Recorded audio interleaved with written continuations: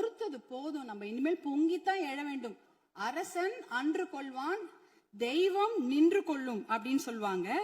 இன்னைக்கு நம்ம குழந்தைங்க மேல கைய வச்சவங்கள நம்ம சும்மா விடக்கூடாது.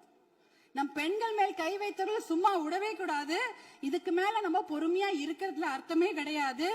துபாய், அரபு நாடுகள், இல்ல சிங்கப்பூர் போன்ற நாடுகள்ல எல்லாம் இப்படிப்பட்ட கொடுமையான குற்றங்களை செய்தவர்களுக்கு உடனடியாக சட்டப்படி மரண தண்டனை கொடுக்கிறார்கள்.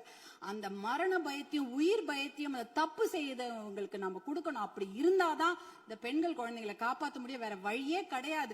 ஏன்னா அவங்க நினைச்சிட்டு இருக்கிறாங்க, இன்னும் ஒரு 5 வருஷம் பொறுமையா கேஸ் ஆடிக்கிட்டே போலாம், பொறுமையா வெளில வந்துடலாம். இந்த கோர்ட் இல்லைன்னா அந்த கோர்ட், அந்த கோர்ட் இல்லைன்னா அதுக்கு மேல கோர்ட்னு போய் அவர்கள் வெளியில வந்து விடுவார்கள் என்ற தைரியத்துலதான் இவ்வளவு பெரிய தவறுகளை செய்கிறார்கள். அவர்களுக்கு அந்த உயிர் பயத்தை, குழந்தைகள் மேல் கை வைத்தவர்களுக்கும் பெண்கள் மேல் கை வைத்தவர்களும் அந்த உயிர் பயத்தை கொடுத்தாதான் இனிமேல் அந்த தவறை செய்ய மாட்டாங்க. அதுக்காக இனிமேல் நாம பொறுத்தது போதும், பொங்கி எழ வேண்டும் என்று மறுபடியும் நான் உங்களை வேண்டி விரும்பி கேட்டுக்கொள்கின்றேன்.